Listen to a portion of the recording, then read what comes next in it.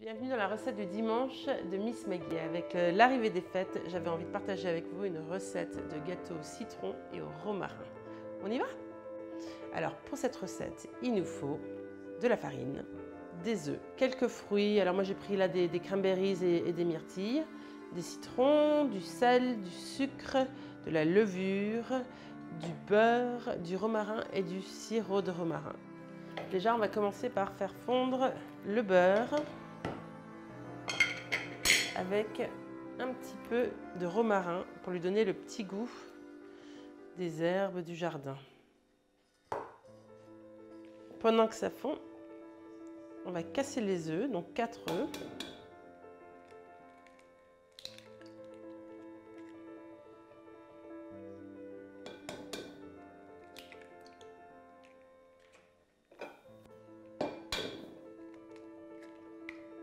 Hop, un dernier. On va les battre légèrement.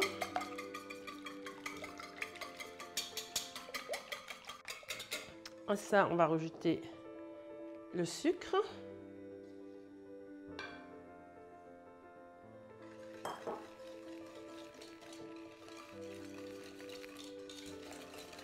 On va rajouter alors une belle cuillère ou deux de sirop de romarin parce que j'ai vraiment envie que ce gâteau, on sente le citron mais également le romarin.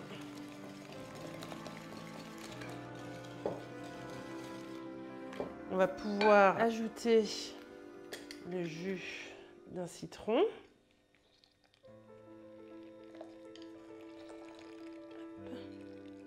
On remélange. On va ajouter le zeste du citron.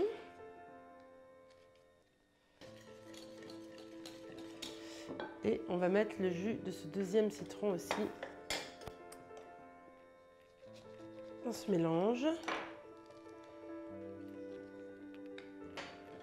Et on remélange tout. Ça sent très bon. Alors, on va pouvoir récupérer notre beurre infusé au romarin et rajouter. Hop. Et à cela, on va ajouter la farine. Hop. La levure. Et une belle pincée de fleur de sel.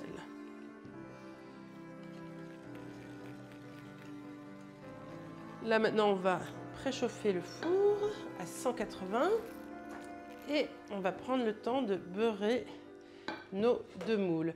Donc moi pour ce gâteau j'aime bien utiliser deux tailles de moules différents. Comme ça après vous verrez on mettra un par-dessus l'autre.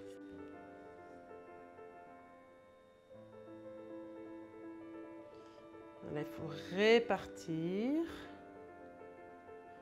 entre les deux moules.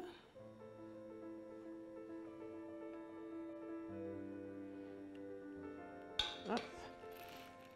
Et on va enfourner pour à peu près 40 minutes.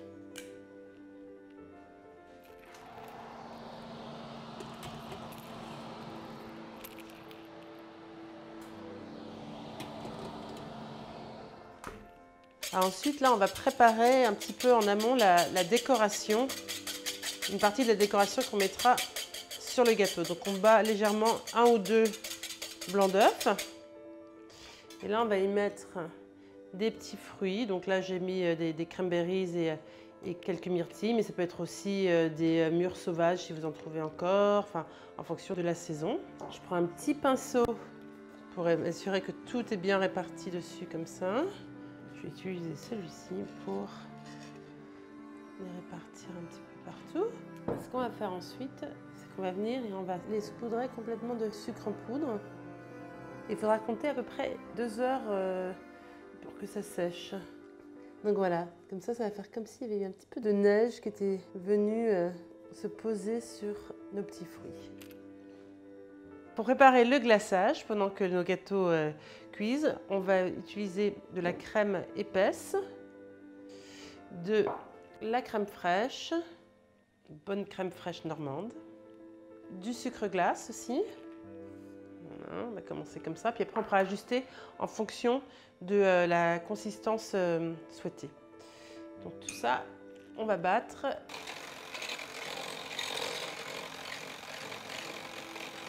Bien ferme. Pour le monter, j'ai choisi un plat. Je vais le placer au centre. Je vais prendre un petit peu justement de notre crème que je vais mettre par-dessus. Ensuite, on va placer le plus petit au centre ici. Et maintenant, on va pouvoir s'amuser avec le glaçage et ensuite avec les petites décorations. Alors, pour la décoration, j'avais envie d'utiliser justement nos petits fruits là qui ont bien séché avec le sucre. Et on peut, si on veut, alterner. Après, c'est vraiment selon les goûts de chacun. On continue. Là, j'ai découpé des petits brins de romarin tout doux. Et donc, du coup, je me dis que ça peut faire un petit peu une forêt de sapin en utilisant ce romarin comme ça. Donc, j'essaie de le fixer à l'intérieur, comme ça. Au pied de cette forêt, on peut rajouter de nouveau quelques petits fruits qui ont pris la neige. Ça, c'est vraiment quelque chose en plus que vous pouvez faire avec les enfants. C'est plutôt chouette à imaginer ensemble. On va finir par ajouter un petit peu de neige comme ça. Donc j'ai pris juste du sucre glace. On le parsème un peu de ci, de là. Ça va tomber aussi sur les brins de romarin. Donc ça fait vraiment la forêt de sapin en hiver.